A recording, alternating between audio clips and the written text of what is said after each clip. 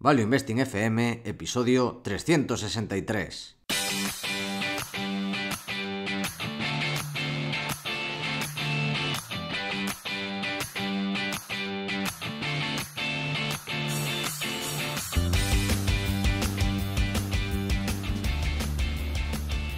Hola, soy Paco Lodeiro. Bienvenido a Value Investing FM, el podcast semanal en el que te ayudaremos a sacarle partido a ese dinero que tanto cuesta ganar y ahorrar. ¿Cómo? A través del método de inversión más seguro, sensato y rentable, el Value Investing. Te recuerdo que si quieres sacar partido de tus ahorros y no sabes cómo empezar, tienes a tu disposición mi curso gratuito de Introducción a la Inversión en Bolsa en academiaDeInversión.com. Y yo soy Adrián Godás, colaborador de Academia de Inversión y emperador de Godás Enterprises. Si te interesa la inversión en minas, este es tu sitio. Tenemos el curso gratuito en godasresearch.com. Y esta semana tenemos otra maravillosa entrevista. Pero como siempre antes, el warning. El warning de esta semana y de la que viene es que hay una oferta express del 20% en la formación avanzada por nuestro gran evento 2025. Ya sabéis que la formación avanzada incluye acceso a Vanguardia, el curso de inteligencia artificial. Durará, como acabo de comentar, una semana, hasta el lunes día 17. Es una oferta express. Y si ya tenéis Vanguardia, si habéis pagado el acceso a Vanguardia, avisad y se os descontará el importe. Nada más, warning también express. Y Adrián, ¿a quién tenemos hoy con nosotros que también nos acompañará en nuestro gran evento? Sí, justamente viene el gran evento que ya falta poquito. A día de que lo estamos grabando hoy faltan solamente 10 días. Ya casi estamos. Y es que viene con nosotros hoy Jorge Losa. Es licenciado en Derecho IADE por ICADE. Trabajó en Alantra haciendo asesoramiento financiero de compañías españolas. Fue associate en VS y director. Asesoramiento financiero de instituciones financieras europeas y compañías large y mid-caps españolas. Y analista en Cartesio desde 2017. Bienvenido a Value Investing FM, Jorge. Oye, muchas gracias. Un honor, la verdad, poder coincidir ya por fin con vosotros y vamos, encantado de hacer este podcast con vosotros hoy. La primera pregunta, Jorge, es ¿por qué empezaste a invertir? ¿Qué es lo que te trajo de este mundillo? Pues, a ver, el principal motivo, o sea, a mí la afición por la inversión tampoco es que me viniera de cuna, pues, lo típico en casa. Pues sí, oía a mi padre más metido en bolsa, pero ninguno de mis familiares ha estado cercano al mundo de las inversiones de manera profesional, vamos a decir. Entonces, fue durante la carrera que ya pues los típicos simulaciones de construye tu propia cartera, el mundo de las finanzas, pues dentro de la universidad, pues era la parte que más me gustaba, a pesar de hacer la doble licenciatura. Y fue ahí cuando me empezó a picar mucho ese gusanillo y donde más me involucré y ahondé en todo ese proceso. Luego ya, por supuesto, pues inicié mi carrera profesional en el mundo de las finanzas. Es verdad que en el plano de asesoramiento a empresas, y ahí es cuando realmente te das cuenta de lo atractivo que es este mundo. Por un lado, oye, pues estás ahí asesorando, haciendo tus modelos para ayudar en grandes operaciones corporativas a las empresas y también el hecho de estar muy cercano a la comunidad inversora, pues ya sea pues por las diferentes transacciones en las que participas, ves cómo esos inversores hacen las preguntas adecuadas, se miran las compañías de arriba abajo, que saben, que te das cuenta que tienen un nivel de información envidiable, vamos a decirlo así. Y eso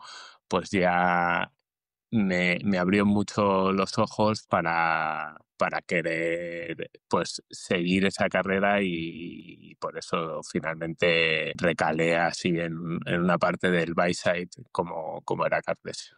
¿Y cómo definirías tu estilo de inversión y cómo ha evolucionado?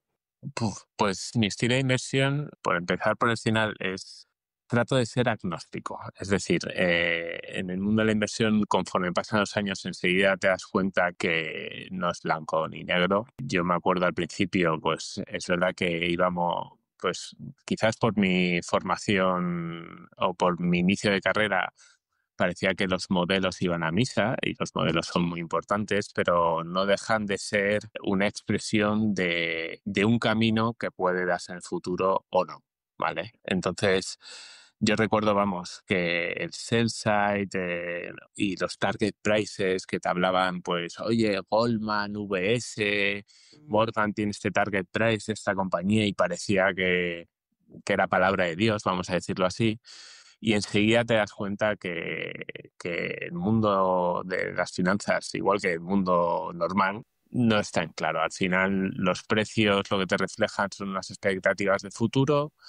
Esas expectativas de futuro es lo que es el consenso y es lo que está reflejado en los precios, pero esas expectativas pueden cumplirse o no. Entonces, mi estilo de inversión es muy fundamental, obviamente, como todo lo que hace Cartesio, pero ha evolucionado mucho más a ser más pragmático y adaptarme a las circunstancias. En concreto, por ejemplo, a mí algo que me gusta mucho hacer es lo que se conoce como un descuento de flujos de caja que explique un poco un reverse DCF, se conoce con el argot un poco inglés técnico, que es, oye, me gusta poner en el modelo de Excel cuál es el escenario que se refleja en los precios, y a partir de ahí generar la discusión de, oye, esto es muy pesimista, esto es muy optimista o no, o esto es lo apropiado. Que hay veces que tú no puedes tener una visión de todo perfecta, pero hablas con el management, hablas con las compañías, entonces tratas de ver dónde las expectativas del mercado difieren notablemente respecto a tus perspectivas. Y esa labor pues se hace con mucho trabajo de campo, de ir hablando con las compañías, seguir pues en las llamadas de resultados, seguir a los competidores, pero de una forma menos dogmática. O sea, a mí tengo que decir que soy muy enemigo de los target prices, porque creo que es muy sencillo hacer un target price positivo o negativo, me da igual, porque hay muchas variables que puedes tocar a tu gusto y crearte una historia, que es al final lo que le encanta a todo el mundo, que te cuentes una historia muy dogmática, muy de blanco y negro, pero la realidad del mundo es que no es así. Quizás en todo esto pues me ayudó que cuando entré en Cartesia a los 3 años, bueno, los socios ya te hablan de que eso de ser dogmático, que el sell side hay que leerlo, pero hay que mirarlo con una mirada crítica. Y luego, pues, de repente, pues, por ejemplo, en mi tercer año en Cartesio, te llega un COVID y todo lo cambia. Y entonces, habló un COVID como un evento que todos hemos vivido, que nunca habíamos vivido antes, y ese tipo de cosas te das cuenta que esto de ser dogmático con los target prices hay que cogerlo con alfileres. Es muy difícil que se cumplan las predicciones de futuro tal y como tú las ves, porque al final el futuro nadie lo sabe.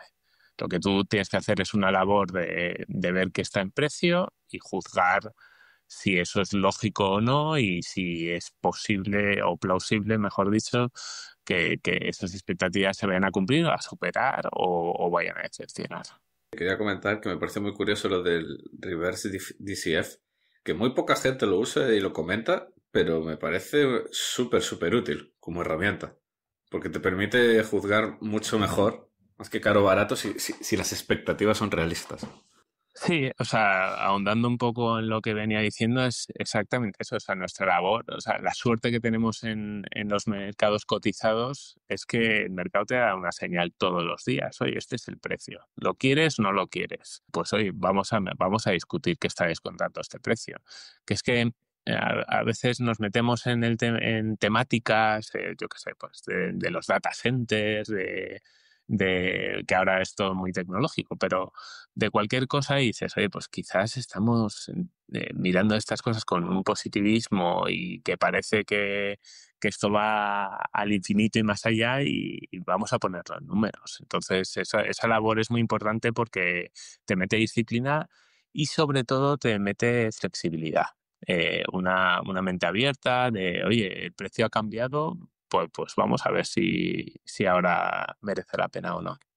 Y dentro de tu estilo de inversión, ¿qué tipo de empresas te gustan en general? ¿Qué es lo que buscas en una empresa? ¿O sectores? ¿Dónde te sientes más cómodo? Pues quizás es un tema cartesiano esto, pero a mí me gusta estar en empresas, pues obviamente, esto es algo obvio, o sea, poco apalancadas, eso es ideal, eso es por definición. Y luego, sectorialmente, si tú haces esta labor, pues tiendes a ver oportunidades en sectores que la gente no trata de ver y eso o no mira tanto. Y eso es un poco lo que ha definido la cartera de Cartesio durante por lo menos los años que yo llevo en el equipo, que ya son 7, ¿sabes? Y claro, me dices, oye, ¿te gusta más? Pues ya hablaremos de algunas empresas, pero yo que sé, Acerinox que Google o Microsoft, pues a todos nos gusta ver tecnología, Acerinox, vamos a decir que es un sector más tradicional, pero a mí lo que realmente me gusta es encontrar esas disparidades que yo siento o que yo creo, pues por mi análisis que he hecho, que más difiere respecto al precio. Y eso es lo que realmente me encanta, encontrar ese tipo de disparidades o sentir que he encontrado ese tipo de disparidades, vamos a decirlo así, porque luego nadie sabe lo que va a pasar, y creer que has encontrado una gran oportunidad porque la gente no lo está mirando, porque todo el dinero se ha ido a una parte del mercado. A mí eso me produce una gran satisfacción. Habiendo dicho eso, al final lo bueno es que te tienes que ir adaptando a los precios y al entorno. Entonces, yo insisto, soy muy agnóstico a las empresas, pero me gusta mucho entender los modelos de negocio, por qué ganan dinero las empresas y estudiarlas. Y claro, por ende, volviendo a lo que decíamos de encontrar esas disparidades, últimamente pues me ha gustado más meterme en aquellas empresas pues más cuestionadas, en sectores más tradicionales, más abandonados, que nadie las miraba, la verdad. O sea, pero, y luego hay un denominador común que apuntaba al principio, que es que estén poco apalancadas, porque ahí tus grados de libertad que estén poco apalancadas, te dan mucho más grados de libertad y más opcionalidad de futuro. ¿Y cuáles dirías que son tus fondos inversores de referencia? Y como decimos siempre, pueden ser de aquí, del mundo, de ahora o de siempre. Bueno, pues como inversor de referencia, volviendo un poco al reverse DCF, a esa filosofía de expectations investing que tanto he recalcado antes, hay un libro en especial que han hecho ya la segunda edición, que es Michael Mauboussin, que a mí me encanta. O sea, a Mauboussin, desde que le he leído pues todos los papers que hace, los libros que ha escrito, supongo que nos ha pasado a todos. Hay gente que tú lees o con la que hablas que te hacen un razonamiento y enseguida tu cabeza hace clic. Y dices, yo la primera vez que leí Expectations Investing estaba en Cartesio y claro, dices, es que habíamos hablado de hacer reverse BCS, pero claro, no había encontrado un libro básicamente con una taxonomía de los pasos que tienes que ir dando adecuados para reflejar ese reverse DCF de una manera consistente y adecuada. Y cuando leí el libro, ese fue una epifanía, me encantó. Vamos, tanto que yo pues a Odey, uno de los compañeros que ha entrado con nosotros hace un año, pues, lo primero que hago es dárselo y te lo recomiendo porque es que te abre los ojos. Entonces, Michael Mauboussin para mí me ha marcado mucho, le leo todos los papers que publica y me encantan. Y luego así de gestoras o fondos de referencia, me gusta la gente que se pone delante del todo. Yo creo que, gracias a Dios, en España hay una industria de gestoras independientes, yo creo que potente, entre ellos, pues, oye, los Magallanes, Asvalor, el propio Cobas, que les leo, obviamente, y les sigo. Y luego, a mí, por otro lado, como hay sectores que, pues dentro de Cartesio los sigo más de cerca, me caen bajo mi paraguas con cualquier tecnología, yo he aprendido mucho de fondos de capital riesgo, de venture capital más bien, tecnológicos, pues que escriben muchos papers, que oye, con su visión, con cómo ven las cosas, y entre ellos hay uno en concreto que es muy de nicho y tal, que se llama Lux Capital, que me gusta mucho también. Tiene como una visión muy futurista y tal, pero oye, al final van dando con la tecla y no les va mal. Oye, y ese tipo de inversores me gusta mucho. ¿Y cuál dirías que es la lección más importante que has aprendido durante tu historia como inversor? Yo lo que tengo clarísimo, y esto la verdad que también es uno de los valores cartesianos, y es que realmente, bueno, uno es que no se hace dinero en el consenso. A mí eso me cuesta, o sea, puedes hacer beta, al final, pues lo que hace un ETF, si los mercados suben ahí haces dinero, pero en general estar en el consenso es muy peligroso, como vamos a decir, como medida o como filosofía de inversión constante. ¿Por qué? Porque el consenso cambia enseguida y siempre cambia cuando menos te lo esperas. Y el consenso te permite, y en el consenso tú te metes, nunca te sabes cuándo te tienes que salir, entonces a mí me hace estar muy incómodo. Yo cuando tenemos típica posición que he empujado mucho, que nadie miraba y que de repente, pues por lo que sea, se pone de moda y empieza a subir de verdad y tal, me genera cierto estrés. Entonces, ¿por qué? Porque al final, si tú, las señales de precio, que es lo que hemos estado hablando a lo largo de toda la entrevista, son muy importantes y la gente tiende a exagerar a la baja y tiende a exagerar al alza. Y el consenso no me encanta. Y luego, por supuesto, otra cosa que he tocado ya varias veces es el apalancamiento. Es muy importante que una empresa tenga grados de libertad y el apalancamiento te los quita. Oye, puedes hacer rentabilidades magníficas, pero un apalancamiento financiero puede crearte muchísimos problemas también.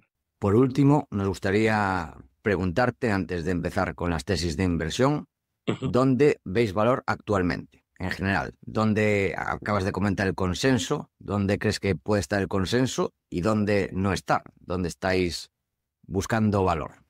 Pues, a ver, lo bueno de Cartesio es que somos muy transparentes. Y este tipo, lo que voy a decir ahora de dónde estamos encontrando valor, claro, suena muy oportunista porque si veis los mercados hoy en concreto, pues Europa está volando, Estados Unidos está corrigiendo un poco. Pero claro, ya llevamos desde el año pasado hablando, desde finales especialmente del año pasado, hablando sobre cómo Estados Unidos, que es un mercado excelente con compañías excelentes, pero estaba todo el mundo ahí.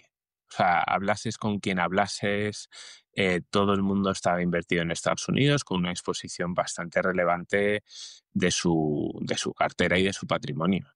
Y en cambio Europa, pues Europa iba a ser insignificante, China y Estados Unidos se iban a comer el mundo y Europa iba a ser completamente irrelevante y nos íbamos a quedar básicamente cruzados de brazos sin hacer nada.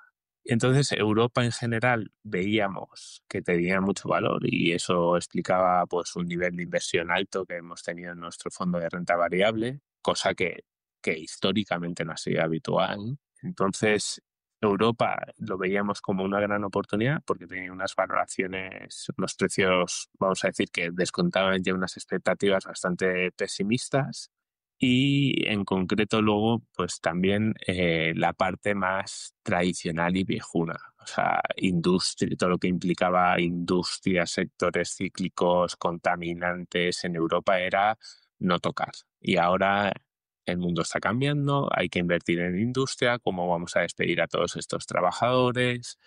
Y claro, pues ¿qué pasa? Que durante este inicio de año, que donde Europa pues está ya en rentabilidades de doble dígito y Estados Unidos en negativo, claro, pues todo el mundo ya dice, joder, ¿quién podía esperar esto? Oye, pues al final, gracias a Dios, el precio importa. Y oye, donde seguimos viendo mucho valor es en Europa y parece que los mercados se están despertando un poco a esa realidad y a un mundo en el que Parece que Europa pues algo va a intentar hacer para mejorar la situación. Alemania parece que tras las elecciones están muy decididos a impulsar su economía. Y oye, que siempre va a haber retos y el futuro nadie lo conoce, pero claramente la gente abre los ojos a que la disparidad de precios no podía persistir a niveles tan extremos durante tanto tiempo. Pues continuamos con las tesis de inversión, que son europeas, todas ellas, las que vamos a comentar. Y la primera es una que tiene uno de sus activos principales en mi ciudad, que es el centro comercial Marineda City, y la empresa es Merlin Properties, una socimi española. ¿Qué nos puedes contar de ella y qué veis atractivo en la acción? Con Merlin en concreto lo que vemos que la primera cualidad más importante que tiene es que tiene un equipo directivo alineado con los accionistas y es que dentro el director ejecutivo, el CEO de la empresa es Ismael Clemente, que es uno de los fundadores de la empresa y tiene una parte accionarial muy importante él mismo como accionista y fundador. Y lo que siempre hemos visto dentro de este management, que llevamos en Merlin mucho tiempo, es verdad que a día de hoy es la principal posición porque vemos una disparidad entre expectativas y precio notable, pero lo que vemos es que siempre se han conseguido posicionar de un par de años por delante de las tendencias inmobiliarias que vienen. Y es que es verdad que hoy quien no ha oído hablar de los data centers, pero Merlin lleva haciendo ese trabajo 2-3 años hablando de la importancia de los data centers, de empezar a conseguir licencias y permisos para ir construyéndolos porque las rentabilidades eran muy atractivas y claramente se ha posicionado como el principal player casi europeo con exposición a data centers en real estate. Y eso lo llevan haciendo un par de años a unas rentabilidades extremadamente atractivas. Y eso el mercado, como hemos venido de un proceso en el que los tipos de interés han ido al alza y como los tipos de interés son muy, muy perjudiciales para empresas inmobiliarias, pues entonces todas ellas habían sido muy penalizadas, entre ellas Merlin. Merlin un poco menos, porque volviendo un poco a esa anticipación de tendencias de mercado, Merlin consiguió desapalancarse mucho ese balance, o sea, reducir la deuda notablemente antes de esa subida de tipos. O sea, que es una compañía realmente bien gestionada que ha sabido posicionarse bien las inversiones en aquellos activos adecuados como pueden ser los data centers, que son el nuevo vector de crecimiento, pero como fue en su día en logística, y luego los activos que tiene actualmente son muy diversificados. Es verdad que quizás no tienen tanta diversificación geográfica como otros, pero eso puede ser bueno o malo. Ahora España está muy fuerte y ahora es muy bueno. En su día estar en España era lo peor. Pero los activos que tienen como son oficinas, centros comerciales, logística y ahora este nuevo vector de data centers, pues si tú hicieses una valoración, pues el valor, y por el precio de la acción, el valor de los activos estaría alrededor de 14-15 euros por acción. Y esta acción cotiza a 10 euros. Y estamos en un escenario inflacionario en el que estos activos inmobiliarios son activos reales que consiguen pasar la inflación incluso algo más a los clientes finales. Los niveles de ocupación de sus activos están en niveles récord. O sea, es una compañía muy bien gestionada con unas expectativas realmente negativas solo porque los tipos de interés se muevan unas décimas arriba y abajo. Entonces, yo creo que la gente se está perdiendo un poco ese perfil, o yo creo y creemos dentro del equipo que se está perdiendo ese perfil de crecimiento que viene a futuro con los data centers y luego el valor verdadero de los activos, que son activos muy buenos. Y que, que la acción cotiza 10 y como decía, el valor de los activos podría estar alrededor de 14-15 y a eso habría que añadirle el crecimiento en data centers a futuro. Vi una charla de Ismael Clemente que explicaba el motivo por lo que tendría sentido que las grandes tecnológicas apuesten más por data centers. que es la intensidad del capital, que las convierte en más asset light. Y la verdad es que tiene todo el sentido. Tiene todo el sentido. Claro, claro. Y ahí es donde se posiciona Merlin, ¿no? Y hay Sí. mucha gente que se quiere quitar estos activos inmobiliarios porque no es su negocio, no es lo que hace que su cerveza sepa mejor, vamos a decir así, su fórmula, y te quitas un poco esa intensidad de capital y oye, aquí entran las SOCIMIs pues hacer crecer este tipo de negocio, que es muy importante también. No olvidemos que una de las grandes transacciones de Merlin fue comprar oficinas al BBVA pues hace ya un montón de años. Pues porque se tiende a una banca más digital, las oficinas no es tan necesario. Pues así empezó casi Merlin. La verdad que todas las entrevistas de Clemente son bastante espectaculares. Espectacular. O sea, yo lo recuerdo que lo descubrí de casualidad en una charla de Value School. Nunca lo había escuchado hace muchos años y dije, hostia, pero qué locura es esta. Además es que es transparente, o sea, es de los pocos que hablan mojándose, poniéndose delante del toro y se puede equivocar, pero oye, su opinión la sabes y la conoces muy bien. Sí, otra cosa no, pero claro, es bastante. Eso es, eso. A nosotros eso nos encanta, al final eso es muy importante también. La siguiente es una petrolera. Esta también yo tengo algunas preguntas que haré después. Que es una empresa que nadie conoce en España, jamás he oído hablar de ella, que es Repsol. Repsol es un caso fascinante, tengo que decir. Pues, a Repsol, vamos a ver, con la guerra de Ucrania, vamos, no es que le toque la lotería, pero claro, se consiguen unos niveles de rentabilidad récord. Oye, hay que estar ahí posicionado, mantener tus activos con buena calidad, como ellos siempre han mantenido sus refinerías. Y Repsol durante, vamos a decir, de los años 2021 a 2023, sus resultados explotan, reducen la deuda a niveles mínimos casi insignificantes, casi se llevan la deuda a cero, consiguen reducir el capital un 25% comprando acciones, venden durante este periodo además una participación minoritaria en su negocio de oil and gas, del upstream que se conoce, que es como el negocio más, vamos a decir, más commodity, más de oil and gas tradicional. Y solo con la valoración implícita que se le da a ese negocio ya cubría el 100% del valor de la compañía. Y en la acción, no digo que no lo ha hecho mal, que no lo haya hecho bien, porque por supuesto desde el 2020 que se fue a 5 euros, ahora está en 12, pero el valor de la empresa se ha reducido un 30% respecto a los niveles que cotizaba en 2019.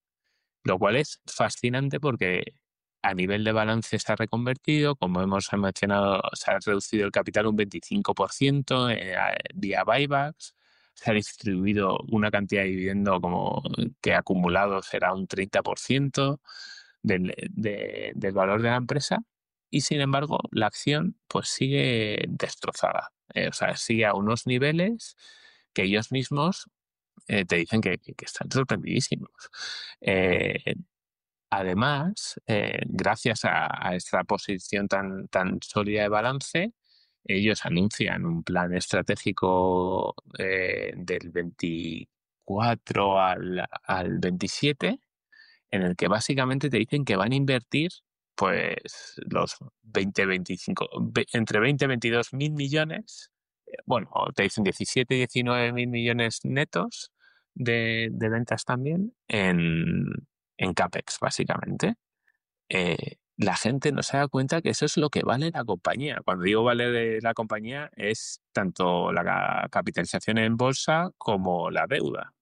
Y dices, joder, básicamente me descuenta el precio a día de hoy que ese CAPEX lo estás tirando a la basura.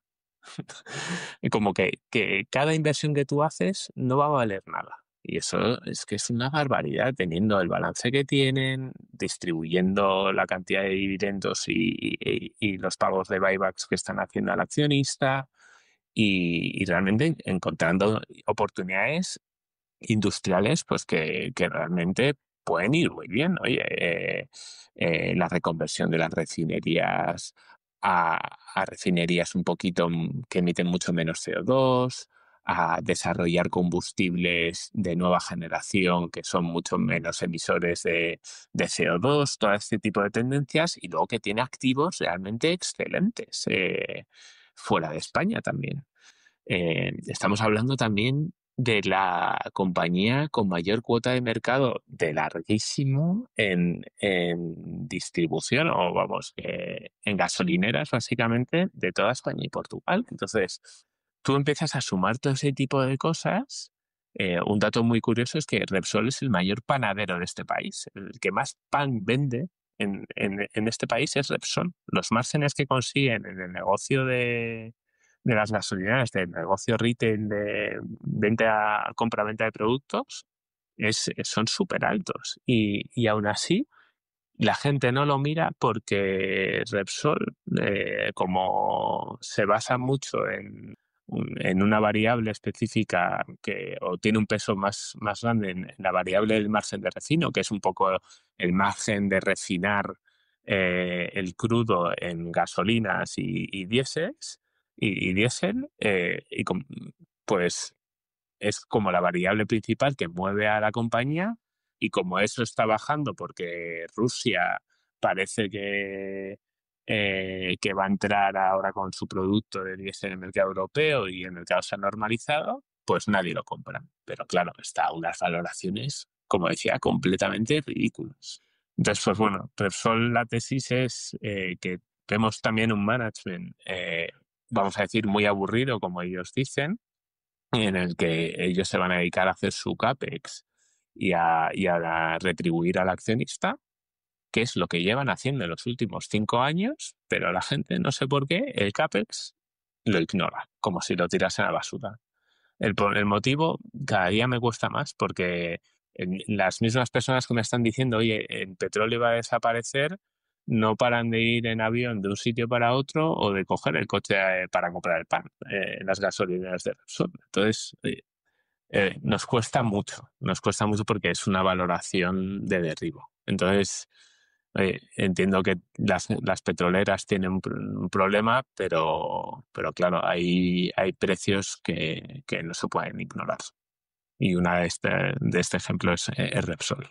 Sí, pero el problema que yo creo que hay aquí, y que es muy obvio en Repsol, y que le pasa a muchas otras empresas españolas, es que objetivamente, mirando los activos, vale más. O sea, 100%. O sea, solamente o sea, tienes las mejores refinerías de Europa, integradas verticalmente con distribución. O sea, es de los mejores activos petroleros que hay en Europa.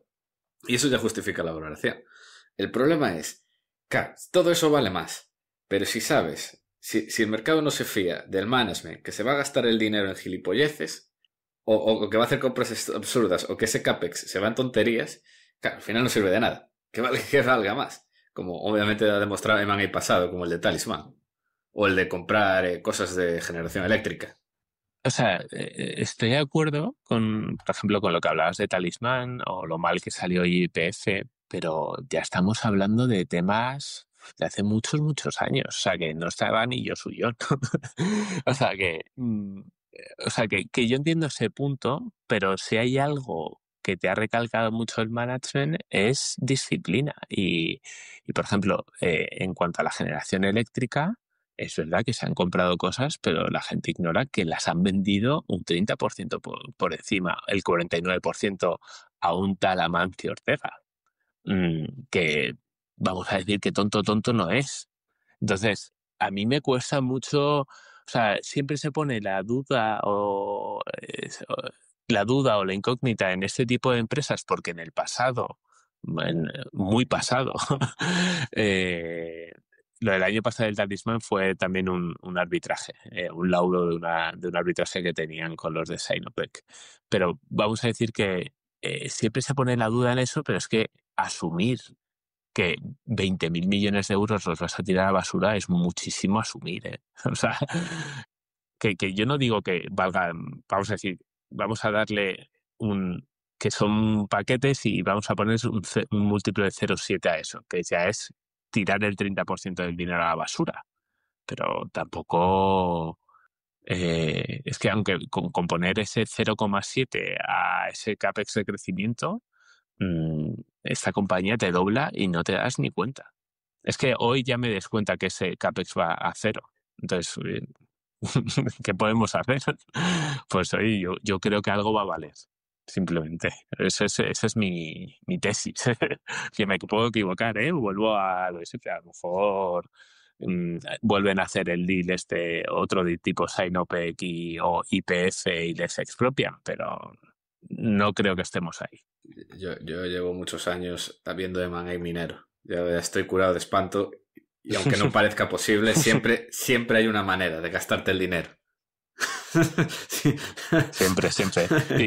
Y suele ser muy negativa, eso es verdad. Pero mantienen bastante la disciplina con la retribución accionista, ¿eh? Que entre buybacks y dividendos te están dando un 12-13 al año, ¿eh? Que eso también la gente se olvida, ¿sabes? Pero bueno. Muy bien, pues después de este repaso de Repsol, vamos a otra empresa histórica española, Acerinox. ¿Qué nos puedes contar y qué veis interesante en esta test de inversión y en esta empresa? Pues Acerinox, que lleva ya un 40% desde que ha salido Trump. Que la gente también se le olvida ciertas cosas, pero es que quería hacer un punto antes que se me ha olvidado decirlo, es cuando me habláis de dónde veíamos valor antes a nivel cartesio y os hablaba de Europa. Quería recalcar algo también, que es que en Europa hay unos activos que han hecho unas rentabilidades como Nvidia.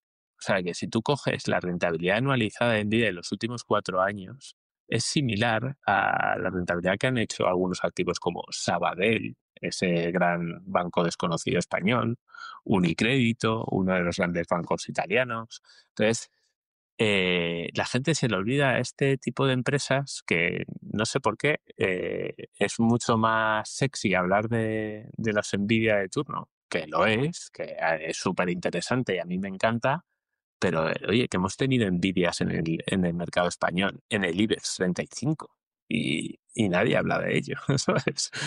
Entonces, Acerinox, y quería hacer este disclaimer, vamos a decir, porque Acerinox nos parece otra historia increíble, otra historia que durante los años de la pandemia sufre una transformación positiva espectacular. Se diversifican en un área de negocio como es... Bueno, esto es una empresa de acero inoxidable que históricamente tenía fábricas en Estados Unidos, España, Sudáfrica y Malasia, pero que durante los últimos 15, 20 años China les ha comido la tostada, pues porque estaban en el producto más commodity y China, pues como en tantos otros sectores, han construido una sobrecapacidad brutal y han inundado todos los mercados internacionales de producto baratísimo de acero inoxidable.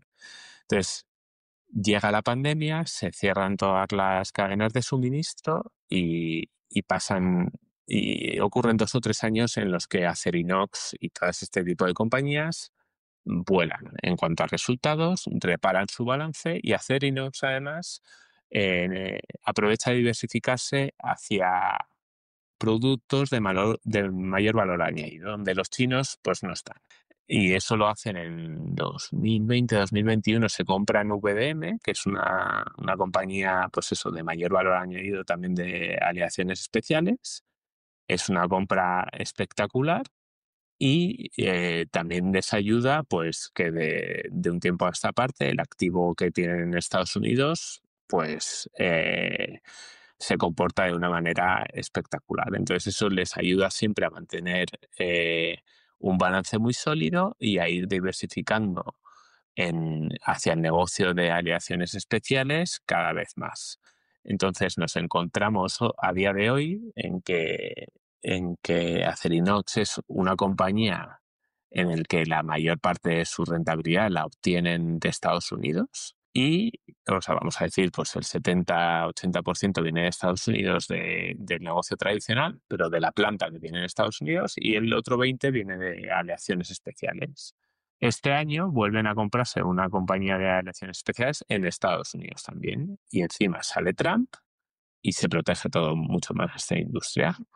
Y que vamos a un mundo cada vez más proteccionista, que lo que provoca es que esa llegada masiva de producto chino barato, pues cada vez es más difícil, cada vez es más caro, y ese regionalismo que puede jugar Acerinox, pues le permite pues disfrutar de unos márgenes y de unas rentabilidades realmente excelentes. Entonces, esta compañía, que siempre se ha visto como una compañía cíclica, que depende que está completamente atada de pies y manos de los productos chinos, pues ahora es una empresa completamente diversificada, cada vez con mayor exposición a producto de mayor valor añadido, en el que casi no hay players tan grandes como Acerinox, y que encima tiene un activo único en Estados Unidos. Si a eso le sumas que cotizas en Europa y eres cíclica, pues te han ido penalizando una barbaridad. Y esta compañía pues cotizaba pues a los niveles de suelo que ha tenido históricamente cuando no era este tipo de compañía, que era pues cotizar a valor en litros, básicamente. Entonces, de repente sale Trump, la gente la vuelve a mirar un poco por las razones equivocadas, pero claro, se empiezan a dar cuenta que esto, el mid-cycle EBITDA o el EBITDA que consiguen hacer en el punto medio, pues ha subido un 50% debido a esta diversificación. En cambio, la valoración estaba en mínimos históricos. Entonces, ahí hemos construido una gran posición. Además, tengo que decir que tenemos muy buena relación con el equipo gestor, que es un histórico. Y algo que me consuela es que el verdadero grano que tienen, que es que es España, oye, pues se han dado cuenta de que tienen que cambiar un poco el modelo productivo de la planta de Algeciras, que es la principal que tienen aquí, y están intentando pues poner una serie de exigencias a sus plantas de rentabilidad que pueden dar un gran impulso a las cuentas, debido a que llevamos 2-3 años en resultados tremendamente negativos de la planta europea. Entonces, con que reviertan un poquito la situación en Europa y el tema de acciones lo consigan hacer crecer, como han venido haciendo en los últimos 4 o 5 años, esta empresa pues es otra que vemos un potencial realmente espectacular. Y vamos, creo que está en el top 5 de principales posiciones también de Cartesio, ¿sabes? Entonces, bueno, vuelvo un poco al punto. O sea, la gente se ha olvidado de muchas compañías de estas que realmente habían reparado sus balances, que habían diversificado su negocio hacia productos de mayor valor añadido.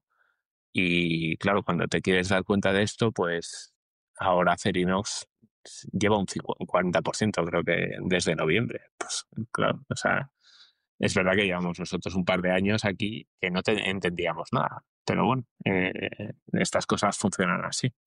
Muy bien. Adrián, ¿tienes alguna duda sobre Acerinox o algo que comentar o pasamos a la siguiente? Nada que comentar. Vamos allá a la última por hoy, antes de pasar a errores, que es ITV PLC. A ver, ITV es un ejemplo también a mí me parece que el tema de la retórica es muy fuerte en mercados, y es otro ejemplo de que nosotros vemos una gran disparidad en precio versus valoración.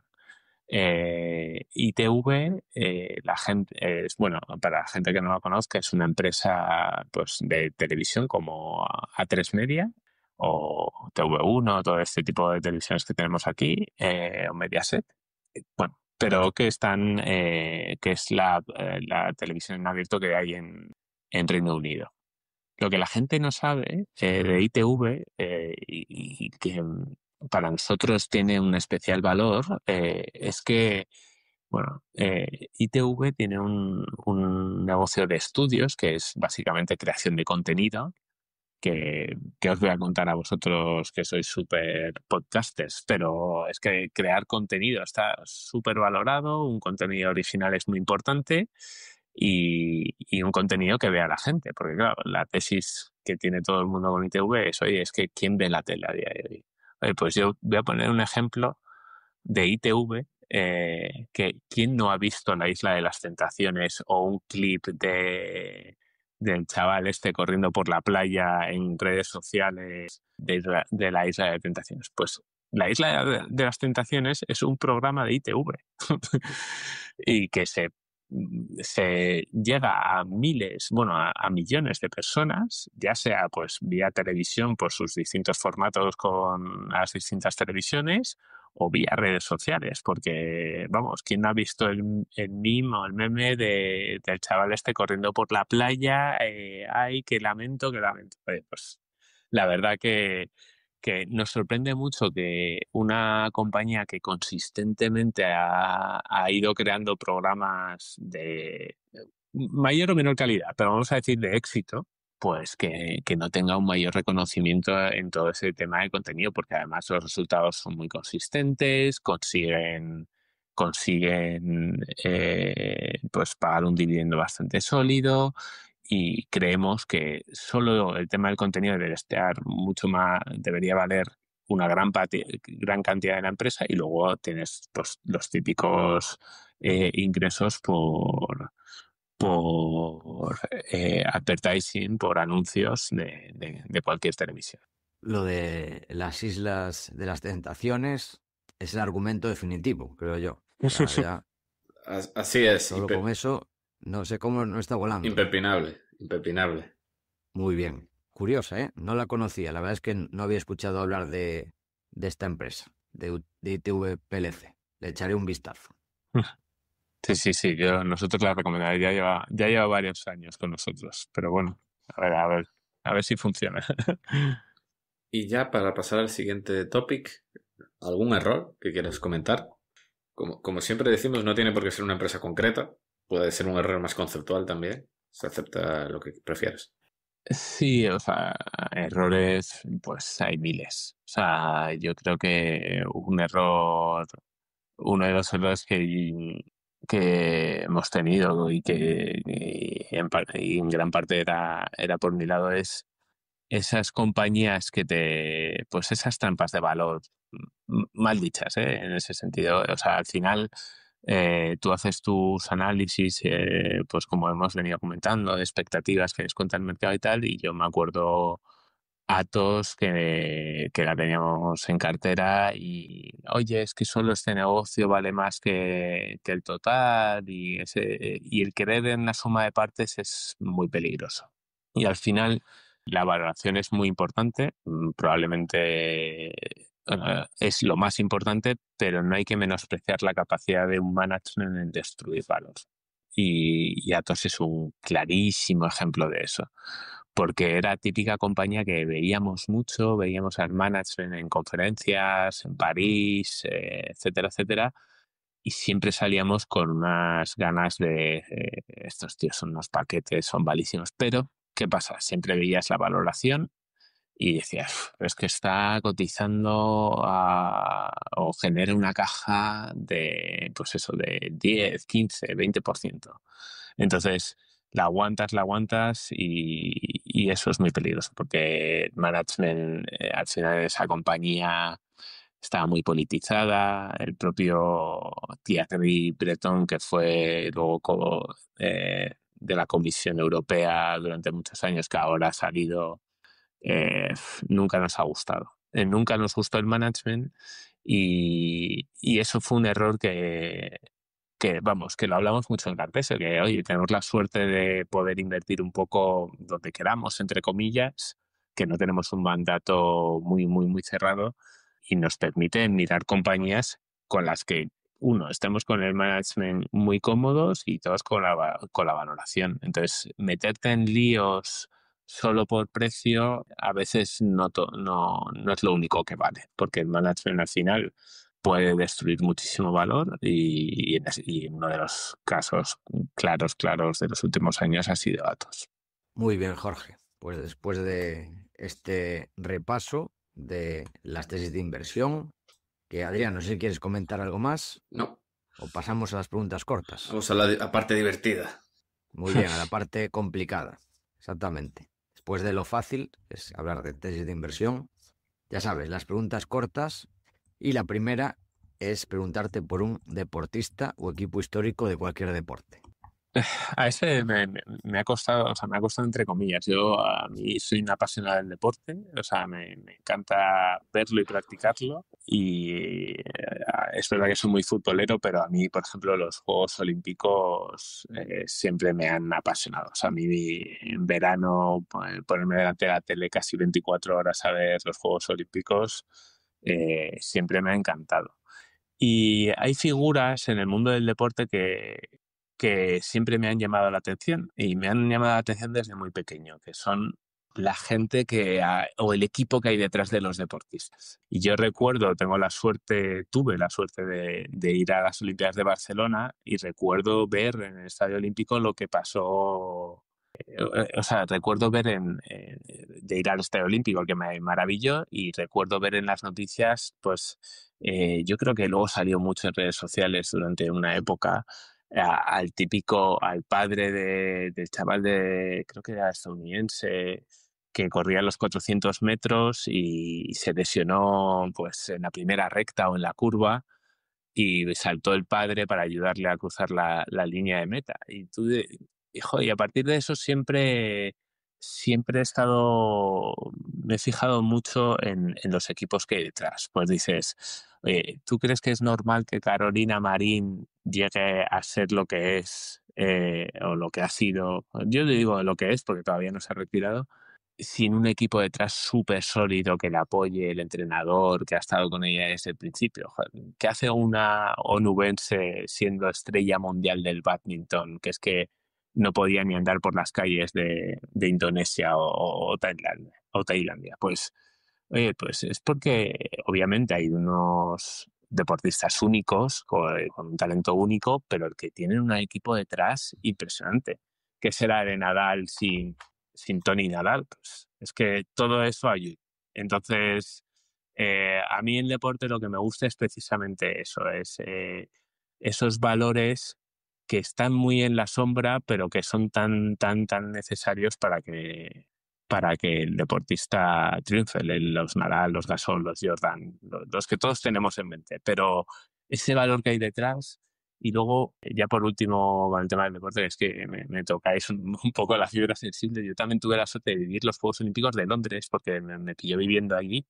Y es que incluso el ambiente que hay detrás, en la propia ciudad, de cuando se celebran los Juegos Olímpicos, es tan bonito que la verdad que, bueno, ahora que tengo hijos, solo tengo ganas de ir metiéndoles esa vena un poco deportista según vayan creciendo, porque me parece fundamental. Un artista. Pues un artista, soy muy de música, a mí me ha gustado siempre Quique González y bueno, creo que la capacidad de producción de canciones pues típico cantautor español que sabe llegar y que además es incansable, o sea, de sacar discos, Quique González me ha encantado. Y luego voy a barrer para casa con un amigo que tiene un grupo que siempre me ha gustado mucho por la mezcla de estilos, que se llama Yogures de Coco, que os animo a que les escuchéis. Un empresario. Pues aquí es sencillo. Hemos hablado ya de él, Ismael Clemente. Que Ismael Clemente quiero decir que no es el típico directivo de una empresa, no, este es fundador de la empresa también y eso es lo que para mí hace que sea empresario, que sepa lo que es montar la empresa, los riesgos que tiene el contratar a la gente, tener gente a tu cargo con la responsabilidad que eso conlleva y mira que es un negocio tradicional, el de inmobiliario, pues hay que ser una persona muy muy brillante y tener un gran equipo detrás, vuelvo a recalcar eso, para coger una inmobiliaria y meterla en el IBEX 35 siendo una inmobiliaria, vamos a decir, no histórica. Ahora ya lo es, quizás ya son muchos años, pero pero no es fácil conseguir lo que ha hecho Ismael y lo que está consiguiendo. ¿Un filósofo o pensador? Pues aquí me quedo con Sir Ken Robinson.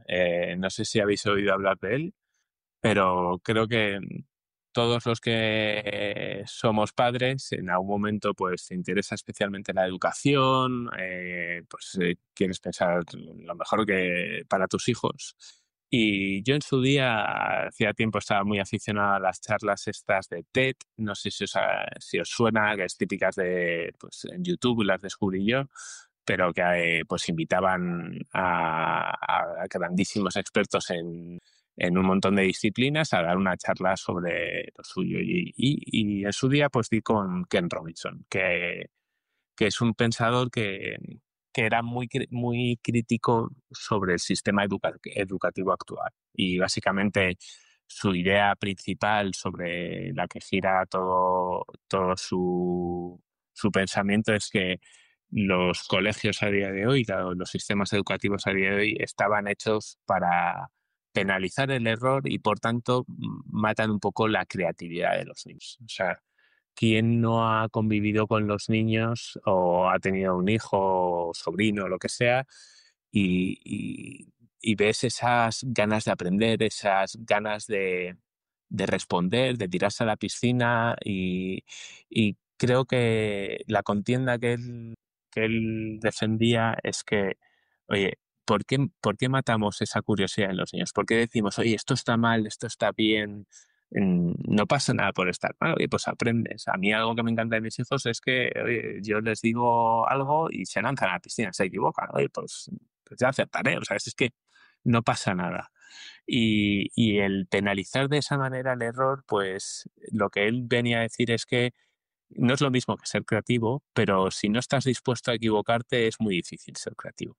Entonces, el matar todo ese proceso de creatividad, por así decirlo, que tenemos de forma natural, es algo pues que dan ganas de echarse a llorar. O sea, te dices, es que es verdad, es que en el colegio literalmente nos educan para no ser creativos, para matar nuestra creatividad. Entonces, eso es algo pues que quizás como padre te llega mucho y que intentas romper esa dinámica, pero que tú mismo sientes que lo tienes muy dentro, en plan, porque tú mismo de una forma natural te alegras especialmente con los aciertos, no tanto con los errores y todo eso, pero no sé, creo que es importante darle una vuelta a cómo educamos a nuestros hijos, a las nuevas sociedades y quizás no ser no penalizar tanto el error y fomentar más bien el tomar riesgos, el equivocarse y el aprender, que es de lo que se trata. Muy buena reflexión. Ya le apunto la charla TED de Ken Robinson. La siguiente es un sitio para comer y qué pedir en ese sitio. ¿Qué pedir? Ya no me acuerdo. A ver, voy a decir dos sitios, ¿vale? Uno que tengo un gran recuerdo porque pues yo conocí a mi mujer en Londres, es española, pero nos vinimos los dos a Madrid ya, pero que íbamos muy a menudo a ese restaurante. Es un restaurante en Londres que se llama Ceconis, que es un restaurante italiano. Espectacular, nos encantaba y ahí hay una milanesa espectacular y un tiramisú impresionante. Y luego aquí en Madrid hay un sitio que me encanta también un poco porque es muy relajado, es una taberna básicamente, se llama la Taberna de Marcea con Z y acabado en H. Y ahí no puedo decir un sitio, o sea, perdón, no un sitio, no puedo decir una comida en concreta, porque lo que es básicamente tienen un menú pues de temporada, por así decirlo. Oye, lo que haya es lo que hay y tú vas ahí y salvo que seas alérgico, te lo sirves. Y a mí esa forma pues, de comer, de ir fuera a comer, me encanta. Me encanta probar cosas nuevas, es una cocina fusión y es un ambiente en plan es muy relajado y me gusta mucho. Una canción. Pues el otro día hacía mucho que no la escuchaba y es una canción bueno, mítica del panorama español, que es Lucha de Gigantes. Y es que me encantó porque, bueno, tengo una sobrina que va al coro y de repente me dijo, oye, tío, ¿me puedes poner esta canción que quiero cantarla? Pues de esto que hacen los niños delante de todos. Oye, que quiero hacer una actuación para todos vosotros. Y le puse Lucha de Gigantes y la empezó a cantar y dije, uno, qué canción tan bonita y la conocía desde hace un montón de tiempo y cómo me gusta pues que trascienda un poco en el tiempo, ¿no? Que mi sobrina de 7, 8 años pues eh, esté cantando esto y la sienta joder, y que todos nos encante porque todos la conocemos vamos, es una canción que me gusta mucho. Una película. Hay una película que a mí me encanta, que quizás el final no es tan bueno o tal, que es Origen. O sea, a mí es que el mundo este que es realidad, que no es realidad, si estás en un sueño o no estás en un sueño, la idea original de la película me pareció espectacular, la verdad. Quizás la ejecución no ha sido tan buena que la película me encantó, pero ese desafío de la realidad versus percepción de la realidad, si estoy viviendo un sueño o no, es una película que me ha gustado. O sea, y de hecho me la he visto, yo qué sé, 7, 8 veces y siempre coges una serie de matices adicionales que dices, joder, esta película está muy, muy, muy bien trabajada. Un videojuego. Un videojuego, pues a mí siempre me han gustado los videojuegos y de pequeño yo recuerdo mucho, mucho haber jugado, bueno, al típico FIFA o eSpro con los amigos, pero el videojuego que más me gustó, que más horas me enganchó durante mis años en la infancia era el Final Fantasy, que la verdad no sé si siguen haciendo el título o no. Pero vamos, que en su época, ¿Pero que ya cuál? soy un vejete, ¿Pero cuál? es el Final Fantasy se llama. ¿Pero cuál? Que, güey. Yo jugué al 7 mucho, Vale, al Final Fantasy el 7. 7, el mítico. Sí, sí, el mitiquísimo. Sí, Pues, el pues, mítico. pues que lo El sepas, que 7 ya van, fue creo brutal. A mí me encantó. que sepas que ya van, creo que en el 15 o 16. Jo, no, tengo que decir que ya las horas no me dan. Tengo muchas responsabilidades, pero ahí que el tiempo era infinito en esa época sí que le daba fuerte. Y entramos así ya en la... Juegazo, el 7. Es el único que jugué yo también de Final Fantasy. Brutal. Brutal. Sí. A ver, es normal, sigue siendo considerado de los mejores juegos de la historia, el 7. Sí, joder, me alegro. O sea, es algo... Sí, sí, o sea, hay remaster y todo, en plan que salió creo que hace un par de años, hace poco, remasterizado. Sí, joder, habrá que cogerlo. Es que ahora ya no tengo ni Play en casa. Ya esto de los niños me consume todo el tiempo. Y entramos así en la recta final, las preguntas finales. Y la primera es, ¿qué has aprendido este último año? Va a sonar un poco pedante, pero me gustaría explicar el motivo de por qué. He ahondado bastante en el concepto, hay un concepto matemático que se llama ergodicidad. Y es muy... Y lo quiero explicar el contexto porque me pareció muy sutil, pero a la vez muy, muy potente. Y es básicamente ergodicidad, hay sistemas ergódicos y no ergódicos. Y un sistema ergódico, por poner el ejemplo, que no es cuestión de dar aquí ninguna teoría, ninguna trampa al personal, pero un sistema ergódico pues puede ser un dado que básicamente tiras y a lo largo del tiempo, pues conforme más tiras, oye, la media coincide, la media aritmética, por así decirlo, coincide con la media temporal, por así decirlo. Entonces, un dado es un sistema ergódico. Y un sistema no ergódico, como es el mundo de las finanzas, un gran ejemplo es pues una ruleta rusa. Que tú dices, oye, yo en media, sí, vamos a decir, si por cada eh, tiro que doy a la ruleta rusa gano 1.000 euros, pues en media puedo ganar, si haces la media de 5.000 entre 6, pues esa media. Y dices, ya, pero claro, tú no comes de la media, tú comes como gestor financiero, tú comes de hacer un interés compuesto. Y si uno de los outcomes o de lo que puede ocurrir es irte a cero, es muy peligroso. Es lo que tienes que evitar bajo cualquier circunstancia. ¿Y por qué explico esto? Porque llevo tiempo dándole vueltas, bueno, a cómo creo que el mundo de los incentivos en el mundo de las finanzas está mal hecho.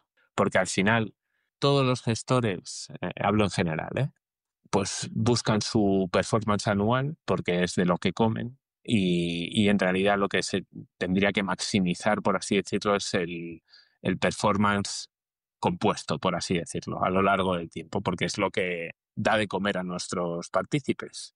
Y al final, pues eso es muy peligroso, pues porque incentiva a la gente a tomar posiciones de mucho riesgo, porque claro, tú maximizas tu media aritmética y no tu media, pues tu media compuesta, por así decirlo, ¿vale?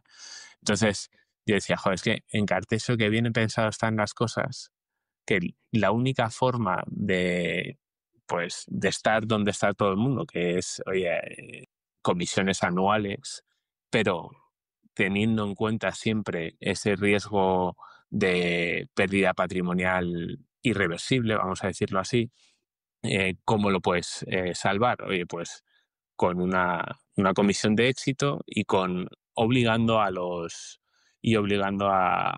portfolio managers a meter todo su dinero, o a los gestores a meter su dinero o sus ahorros financieros junto al partícipe. ¿Por qué? Porque lo que nunca te puedes permitir es un, un año que te provoque una irreversibilidad en tu patrimonio. Entonces, no tomar riesgos innecesarios, que quizás minimices o no maximices la rentabilidad, puede ser, pero estoy seguro que maximizas tu rentabilidad a largo plazo, ¿vale? Entonces, es por eso por lo que me ha gustado ahondar un poquito más en ese concepto de ergodicidad y sistemas no ergódicos, pues un poco para ahondar un poquito más en el tema de risk management, de alineación de incentivos y de sistemas complejos que no deja de ser el mundo de las finanzas. ¿Has leído a Ole Peters, que es británico? Eso Que es. habla mucho del tema. Eso es. Ole Peters, que creo que publica ahora el libro en junio, en 2025. Y vamos, yo creo que está revolucionando, entre comillas, un poco muchas teorías económicas que se basan en eso y no tienen en cuenta el factor temporal que es crítico en el mundo actual. Sí. En el mundo actual y de siempre. Lo que pasa es que la teoría está muy bien, pero la práctica es que vivimos en un mundo temporal. Peters es muy, muy, muy interesante. Muy recomendable. O sea, sí, yo lo recomiendo y es algo donde ahondar bastante porque te hace pensar mucho en la gestión del riesgo, que es importantísima. A mí me recuerda, salvando muchísimo las distancias, me recuerda mucho a von Neumann, en el sentido de que es un matemático que no sabe de economía, se encuentra de economía y dice, te lo arreglo yo. Y se meten dos cosas y dice, todo lo que habéis hecho es una basura, economistas. Te lo arreglo yo. Como von Neumann, que de repente inventó la teoría de juegos literalmente en una tarde. Ocurrir. Claro. Sí, pero esas cosas suelen ocurrir y no hay nada como ser multidisciplinar para asociar ideas y conseguir pues un poco de ideas más creativas, como mencionábamos antes, que estar en ese consenso de manada de dogmático y de adoctrinamiento económico tradicional, que a lo mejor viene alguien de fuera y dice, oye, esto no funciona así, ¿sabes? Sí. De hecho, Taleb, en el último libro, en Skin in the Game, también habla de este tema y también lo trata desde un punto de vista matemático. Si no me equivoco, ¿no? Creo que era en Skin in the Game. Sí, eso es. Es que al final he estado muy relacionado y yo creo que aunque no tengas estas nociones matemáticas de un matemático teórico o ajeno o un especialista matemático, vamos a decirlo así, la experiencia te lo da. O sea, tú al final te empiezas a dar cuenta conforme vas invirtiendo, te das cuenta que la volatilidad no es un concepto cualquiera, que tener un drawdown muy fuerte o una caída muy fuerte de tu patrimonio, revertirla es muy, muy, muy difícil. Y claro, empiezas a pensar en maximizar tu dinero a largo plazo, no en el año. Y eso de una forma intuitiva, yo creo que todo el mundo llega a eso y lo vemos, oye, mucha gente y, oye, pero ¿qué pasa? Que este concepto lo que me hizo es, oye, qué manera tan sexy, por así decirlo, o tan simple de resumir estos sistemas pues que es lo que funciona. A todo el mundo le gusta el blanco, negro, arriba o abajo, pero quizás hay que mirar un poquito más allá. La siguiente pregunta es, ¿qué estás intentando aprender en estos momentos? Pues me he apuntado, que además empiezo mañana, a un curso para aprender Python, porque creo que estamos en un punto en el que es muy importante saberse un poco como en todo, en la vida, saberse los pilares fundamentales de cómo funcionan las distintas cosas, en este caso un lenguaje de programación, y creo que con toda esta revolución un poco de la artificial intelligence puedes dar saltos de procesamiento de información y de datos de manera significativa. Entonces, quiero primero, pues eso, coger los fundamentos de programación esenciales y pues un poco para dar ese paso y apoyarme en mejorar un poco mi toma de decisiones vía procesamiento de datos. Creo que esta revolución nos va a ayudar a ser capaces de procesar muchas más cosas de manera individualizada y eso siempre ayuda. Consejos y libros para inversores. ¿No? Consejos, o sea, voy a dar solo uno y es siempre trata de invertir en algo que conoces o que crees que conoces o que por lo menos hayas hecho un trabajo que conozcas, porque meterte en algo que no conoces porque todo el mundo te lo dice y porque es donde está la masa es muy peligroso. Esa es mi opinión. Y luego libros para inversores, pues inevitablemente voy a mencionar a Michael Mauboussin, que ya hemos hablado de él. El libro de Expectations Investing creo que es revelador. Y luego, pues vamos, hay un montón de libros así que puedas tocar con finanzas. Michael Mauboussin tiene otros libros que recomiendo leer todos, que realmente, y sus papers, que son además públicos, que todo el mundo tiene acceso a ellos. Y luego, pues, así recientemente me he estado leyendo también El arte de aprender, que también me ha encantado. No sé, o sea, libros para inversores también es Dear Mr. Chairman, creo que hay una que son como cartas a, a, a los consejos de administración, de activistas. Siempre me ha gustado mucho ese perfil de inversores. Vamos, hay miles de libros, pero vamos, si tuviese que tener uno en concreto, cogería a Michael Mauboussin, por supuesto, y todo lo que escribe, que es mucho. Además, es muy difícil de mantener el ritmo con él porque tiene una capacidad de producir materiales impresionante. Muy bien, Jorge.